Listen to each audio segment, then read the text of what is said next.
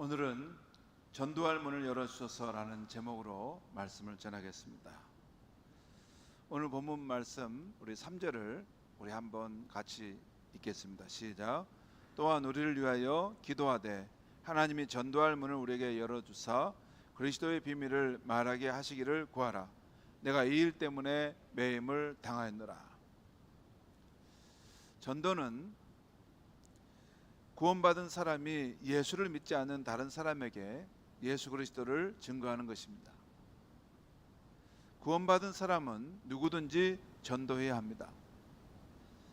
전도하면 내 안에 있는 예수님의 생명이 더 풍성해집니다. 전도하면 내 안에 있는 예수 사랑이 더 실제적이 되고 더 뜨거워지게 됩니다. 그리고 전도하기 위해서는 첫째, 기도해야 합니다. 본문 3절에도 전도할 문을 열어주시도록 기도하라고 했습니다. 이 말씀은 로마 감옥에 수감되어 있는 바울 사도가 골로새에 있는 성도들에게 부탁한 말입니다. 바울은 먼저 바울과 함께 구속되어 있는 우리 전도자를 위해서 기도해 달라고 했습니다. 바울 일행은 복음을 증거하다가 구속당해 있는 상태였습니다. 그런데 그들은 구속당한 곳에서도 복음을 증거할 수 있도록 골로새 성도들에게 기도를 부탁하고 있는 것입니다. 감옥이라는 곳은 옛날이나 지금이나 인간 취급을 받지 못하는 곳입니다. 아무리 민주주의가 발달한 나라라고 할지라도 인권이 보장되지 못하는 곳입니다. 그런 감옥에서 바울 일행은 언제 석방될지 알 수 없는 형편에 처했습니다. 석방받을 수 있는 가장 빠른 방법은 단 하나, 예수님을 부인하는 것입니다. 예수를 믿지 않겠다, 예수를 전도하지 않겠다 하는 것입니다. 그러나 그들의 뜨거운 가슴은 오히려 전도하기 위하여 기도를 부탁하고 있는 것입니다. 그들은 예수 그리스도가 아니고서는 인간이 구원을 받을 수 없다는 것을 확실히 믿고 있었기 때문입니다. 석방이 중요한 것이 아니라 복음을 증거하는 것이 더욱 중요했습니다.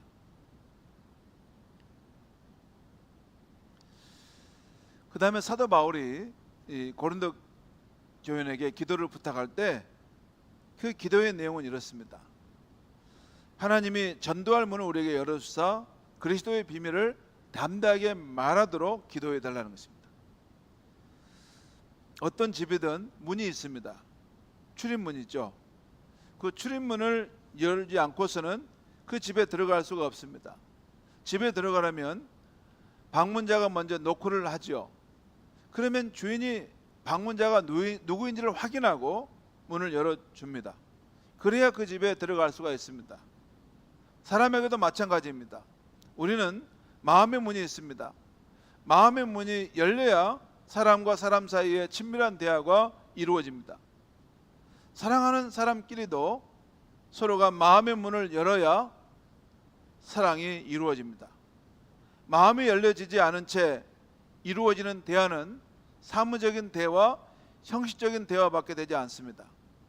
진실한 대화는 마음이 아파해질 때 이루어지는 것입니다. 예수를 믿는 것도 마음의 문을 열 때, 마음의 문이 열려질 때 가능한 것입니다. 열린 마음으로 예수님을 구주로 영접해야 합니다. 예수님도 요한계시록 3장 20절에서 이렇게 말씀하고 있습니다. 볼지어다 내가 문 밖에 서서 두드리노니 누군지 내 음성을 듣고 문을 열면 내가 그에게로 들어가 먹고 그는 나로 더불어 먹으리라. 예수님의 말씀입니다. 내가 문 밖에 서서 마음의 문 밖에 서서 두드리는데 누구든지 그 마음의 문을 열면 내가 그에게로 들어가 먹고 그는 나와 더불어 살게 될 것이다. 예수님은 우리들의 마음의 문을 열기를 기다리십니다. 우리의 마음의 문이 열리도록 감화를 주시는 분은 성령님이십니다. 오늘 바울 사도는 로마 감옥에서도 전도의 문이 열리도록 기도를 부탁하고 있습니다. 그래서 인류의 구원자 예수님을 믿을 수 있게 해달라고 기도하고 있는 것입니다. 성도 여러분, 우리가 예수님이 믿어지고 구원받게 된 것도 성령님께서 우리 마음속에 오셔서 일해 주셨기 때문입니다. 바울은 이 사실을 알고 있습니다. 그래서 거룩한 성령께서 역사하시도록 기도해 달라는 것입니다. 그렇습니다. 성령님께서 역사하셔서 마음의 문을 열어 달라고 기도하는 것이 전도에 있어서 제일 우선되어야 할 일입니다. 이런 이야기가 있습니다. 소를 물가까지는 끌고 갈 수는 있어도 소에게 억지로 물을 먹일 수는 없다. 어른 5이 힘을 모아도 소에게 물을 먹일 수가 없습니다. 소가 물을 먹고 싶어 하지 물을 먹는 것입니다. 그러니까 우리가 사람을 주께 인도하고자 전도한다 할지라도 그 사람의 마음을 움직이게 하고 그 부드럽게 하시는 분은 성령님이시라. 그 성령의 도움이 있어야 된다는 것입니다. 여러분, 우리가 복음을 전해보고 또 사람을 전도해 보려면 돌짝밭 같은 마음, 길가와 같은 마음의 그런 상태에 있는 사람을 봅니다. 저 사람은 도저히 안 되겠다. 그렇지만 성령께서 그 인생 가운데 역사하시면 그 사람도 옥토밭이 됩니다. 그 옥토밭은 그 사람 그의 인생이 실패하면서 이렇게 파산되어지는 그런 삶을 경험하게 되면서 내 힘으로 내가 잘난 것처럼 내가 살아왔는데 이게 아니구나. 나를 구원해 주실 분이 있어야만이 내가 살 수 있겠구나. 그 마음이 옥토밭이 되는 것입니다. 그때 복음이 들어가는 것이 그 사람이. 이것은 성령께서만이 하시는 일이에요. 가난한 마음, 옥토밭은 성령께서 하시는 일이기 때문에 성령께서 그 사람의 인생 가운데 역사해 달라고 기도하는 것입니다. 어느 목사님이 귀한 말을 만들어서 실천하는 것을 보았습니다. 기도 신방이라는 말인데요, 쉽게 말해서 한 사람을 위해 중보기도 하는 것입니다. 교구 목사님들이 직접 성도 가정을 방문하여 기도해 드리지는 못해도 새벽 예배 때 자기 교구의 목자들을 위해서, 기도를 부탁한 성도들을 위해서, 어려움 중에 있는 성도들을 위해서 기도하는 것입니다. 이것이 신방인데 기도 신방입니다. 낮 시간에는 목사님들이 아픈 분이나 신방이 필요한 분의 집을 찾아가 신방하게 되죠. 그런데 그렇게 신방하기 전에 새벽 예배 때 그 성도를 위해 기도해 드리는 것, 이것이 기도 신방입니다. 그리고 교회학교를 맡은 교사들이 자기 부서에 있는 또 자기 반에 있는 그 아이들을 위해서 기도해 주는 것도 기도 신방입니다. 목자들은 목장 가족을 위해서, 또 찬양대 대장님과 지휘자들은 찬양대원들을 위하여 새벽 예배 때마다 기도해 주는 것, 이것이 직접 방문한 것은 아니지만 기도로 그 사람을 신방해 주는 것입니다. 저는 보통 초원직의 장로님들과 교육자들을 위해서 기도합니다. 제가 알게 된 어려움을 당한 성도들을 위해서 기도합니다. 특별히 제가 기도를 부탁한 성도님들을 위해서 기도합니다. 그리고 교회 행사를 위해서 기도합니다. 기도 신방은 매우 중요합니다. 기도할 때 하나님께서 들으시고 역사하시기 때문입니다. 한생명 전도 축제를 하기 전에 성도님들이 이 성전에 나와 기도하는 기도 대행진을 하는 것도 성령님께서 역사하셔서 전도할 문이 열리게 해달라고 기도하는 것입니다. 이렇게 전도는 제일 먼저 기도로 구해야 열매를 맺게 됩니다. 하나님께서 사람의 마음의 문을 열어주셔야만이 그것이 열매로 맺어지는 것입니다. 그래서 기도하는 것입니다. 오늘 본문 2절에도 이런 말씀이 나왔죠. 기도를 계속하고 기도에 감사함으로 깨어있으라. 기도를 계속하라는 말은 기도에 전념하라는 것입니다. 그리고 기도함으로 늘 깨어있으라는 것입니다. 이것은 기도를 많이 하라는 거예요. 그렇다고 해서 성전에서만 나와서 꼭 기도한다는 것이 아닙니다. 일상생활 속에서도 늘 성령 안에서 자신의 일상의 일을 하고 또 사람을 만나면서 그 순간순간 성령님 인도해 주세요. 어떻게 할까요? 문을 열고 들어가야 됩니까? 아니면 더 기다려야 됩니까?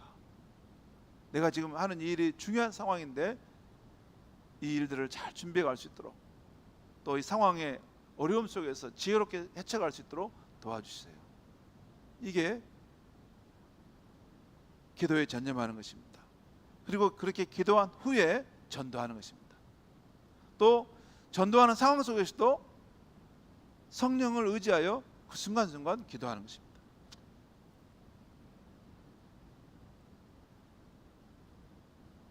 이렇게 성령께서 우리 가운데 우리의 전도 현장에 역사하시도록 기도하라는 것입니다.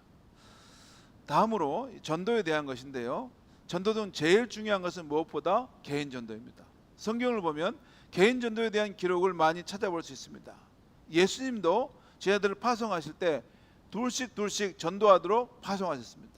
그러면서 어느 집에 가든지 그 집에 평안이 임하도록 복을 빌라고 하셨습니다. 그 집이 그것을 받으면 그 복이 그 집의 것이지만 받지 않으면 그 평안의 복은 전도자에게 돌아올 것이다. 예수님이 약속하신 말씀입니다. 예수님도 개인 전도에 힘쓰셨습니다. 고라사 지방에 찾아가서 그 귀신 들린 자를 만나 자유케 하신 것도 개인 전도였습니다. 사마리아 지역을 지나가게 되었을 때 물길로 온 여인에게 전도한 것도 개인 전도였습니다. 그 여인 한 사람을 전도했더니 동네 사람 전체가 구원받는 큰 열매가 나타났습니다. 복음이 옥토에 떨어지면 이렇게 놀라운 결실을 맺게 되는 것입니다. 베드로가 고넬료에게 전도했더니 그 가족과 친족과 친구 전부를 구원하는 길이 열렸습니다. 개인 전도는 이렇게 귀합니다. 빌립 집사의 전도를 받은 에디오피아 재무장관 네시는 예수를 믿고 에디오피아로 돌아가서 그 나라를 복음화하는 사람이 되었던 것입니다. 감옥에 갇혔던 바울과 실라가 간수장을 전도하였을 때 그 가족과 친족이 전부 그 밤에 예수를 믿게 되었던 것입니다. 무명의 한 전도자가 평범한 구두 수송공 D.L. 무디를 전도했는데 그가 성령 충만을 받아 수많은 영혼을 구원하는 위대한 전도자가 되었습니다. 여러분, 우리나라에 맨 처음에 왔던 언더우드나 아펜젤러 선교사들도 복음 전도자인 D.L. 무디의 영적 부흥 운동을 통해서 큰 은혜를 받았어요. 이 복음의 능력, 복음 안에 있는 사랑을 그 영향을 받아서 내가 저 먼 이방 땅인 곳에 가서 내가 복음을 전하라 해서 이 땅에 오게 된 것입니다. 우리나라의 복음을 전해줬던 그 선교사들, 그들에게 복음의 말씀을 전해줬던 그 D.L. 무디, 그 D.L. 무디에게 복음을 전해줬던 사람은 킴볼 집사님이라 한 어떤 한 무명의 전도자였습니다. 이렇게 개인 전도는 위대한 역사를 이룰 수 있는 것입니다. 성도 여러분, 한 사람이 한 사람에게 전도하는 것은 이처럼 놀라운 열매를 맺습니다. 100명도 1000명도 10,000명도 한 사람에서부터 출발한다는 것을 우리는 알아야 합니다. 그래서 한 사람이 한 사람씩입니다. 성도 여러분, 개인 전도는 구원받은 사람이라면 누구든 할 수 있습니다. 누구를 만나든 그리스도이신 예수를 알려주면 됩니다. 그리스도이신 예수, 그리스도란 말은 여러분 기억해 두세요. 구원자라는 뜻이에요. 구원자. 우리 온 인류를 구원하기 위해 보내신 구원자란 말이에요. 그리스도 예수, 구원자 예수라는 것입니다. 그분을 알려주면 됩니다. 왜 그렇습니까? 예수님이 아니고서는 우리가 지고 가는 그 죄의 무거움과 질곡을 벗겨주고 죄를 씻어주실 분이 없기 때문입니다. 예수님이 아니고서는 인간의 문제를 해결해 줄 수 있는 분이 없기 때문입니다. 그래서 우리가 예수 그리스도를 영접하여 구원받았다면 내 입으로 예수를 자랑해야 합니다. 지난주 금요일, 토요일부터 교구별로 나와 동네 한 바퀴를 도는 전도 활동을 시작했습니다. 비전홀에서 함께 모여 찬송하고 기도한 후 나갔습니다. 그동안 코로나로 인해서 한 번도 전도 활동을 우리가 할 수 없었는데 이제 처음으로 이렇게 전도 활동을 나가서 그 경험하고 오면서 그동안 꽉 눌러 있었던 것이 시원하게 내려가는 것 같은 그런 행복감이 있다라고 말씀하시는 성도가 있었습니다. 우리 성도면 누구나 참여할 수 있습니다. 시간이 되시는 분은 꼭 참여하셔서 개인 전도하는 일에 힘써 주시기 바랍니다. 사정상 참석하지 못하시는 분들은 자신의 일상생활 속에서 꼭 그리스도 예수를 증거할 수 있기를 바랍니다. 이것이 개인 전도입니다. 두 번째는 가족 전도가 있습니다. 디모데전서 5장 8절 말씀입니다. 누구든지 자기 친족, 특히 자기 가족을 돌아보지 아니하면 믿음을 배반한 자요 불신자보다 더 악한 자니라. 자기 부모, 배우자, 아들, 딸, 형제가 예수를 안 믿어도 그대로 놓아두고 보고 있는 사람은 불신자보다 더 악한 사람이라고 성경은 말씀하고 있는 것입니다. 물론 가족 전도가 더 어렵습니다. 가족들은 내 좋은 모습, 좋지 않은 모든 모습을 볼 수 있기 때문입니다. 예수 믿는 사람이 가족에게 빛이 되고 소금이 되지 못하면 예수를 믿으면서 그 모양이야 하기에 전도하기가 더 어렵습니다. 그래서 예수 믿은 우리는 가족에게 빛이 되는 삶을 살기 위해서 노력해야 합니다. 불신 부모님을 전도하려면 청년들은 빛되는 생활을 해야 합니다. 바르게 살아야 합니다. 열심히 살아야 합니다. 꿋꿋하게 살아야 가야 됩니다. 부모님의 마음을 헤아려드리고 잘 도와드려야 합니다. 부모님께 인정을 받아야 자식이 믿는 예수를 부모님도 믿는 것입니다. 그렇지 않으면 믿지 않는 것입니다. 남편이나 시부모님을 전도하려는 아내와 며느리는 가정생활에 충실해야 합니다. 그들에게 먼저 양보하고 그들에게 겸손해야 합니다. 남편에게 교만하면 아내가 믿는 예수를 결코 믿지 않습니다. 시부모님께 교만하면 며느리가 믿는 예수는 절대로 믿지 않습니다. 시어머니들은 남의 딸인 며느리도 내 딸 같이 아껴줘야 합니다. 그래야 예수를 믿습니다. 그리고 우리 부모님들은 자녀들을 끝까지 사랑해줘야 합니다. 예수, 그분의 생명과 그분 안에 있는 보화를 꼭 전해주기 위해서 자식을 아무리 잘못되어도 끝까지 품어주고 사랑해줘야 합니다. 그래야 그 아버지, 그 어머니가 주는 사랑이 그 진실함을 알 때 예수를 믿게 될 수 있습니다.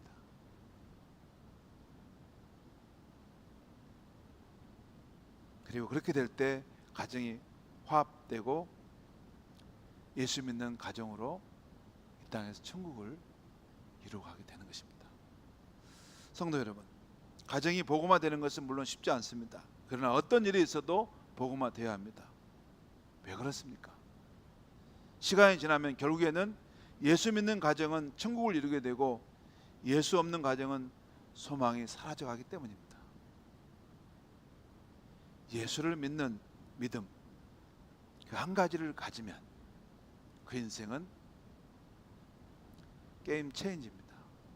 여러분, 게임 체인지가 뭔 말인지 아세요? 전쟁에서나 어떤 사업에서 일해서 게임 체인지를 확보하면 그 전쟁은 이기는 것이고 그 사업은 승산이 있다는 것입니다.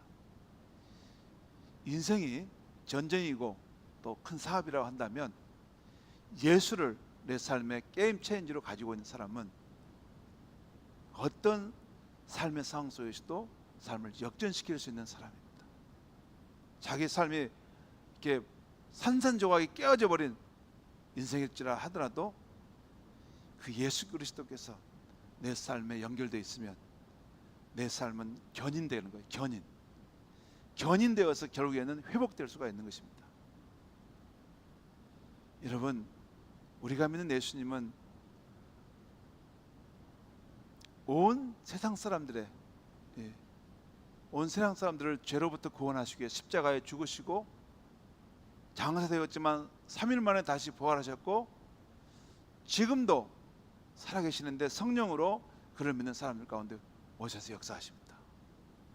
그리고 우리가 믿는 예수님은 사람의 몸을 입고 오셨지만 삼위일체 하나님 중에 한 분이지 하나님이십니다. 그 예수님이 내 삶에 게임 체인저로 들어온 인생은 내가 지금 실패하고 내가 슬픔 가운데 처하고 문제가 많고 절망 가운데 있을지라도 그 게임 체인저인 그분이 내 삶을 붙들고 있는 한 내 삶은 궁극적으로 전인돼서 회복되게 됩니다. 지금은 우여곡절이 있는 것처럼 보이지만 그 인생은 결국 승리하는 쪽으로 회복되는 쪽으로 가게 되는 것입니다. 내가 그분을 붙드는 것보다 그분이 나를 붙드는 힘은 더 강력한 것입니다. 게임 체인지인 예수 그리스도, 그분을 내 인생에 연결시키는 그것이 바로 믿음인 것입니다.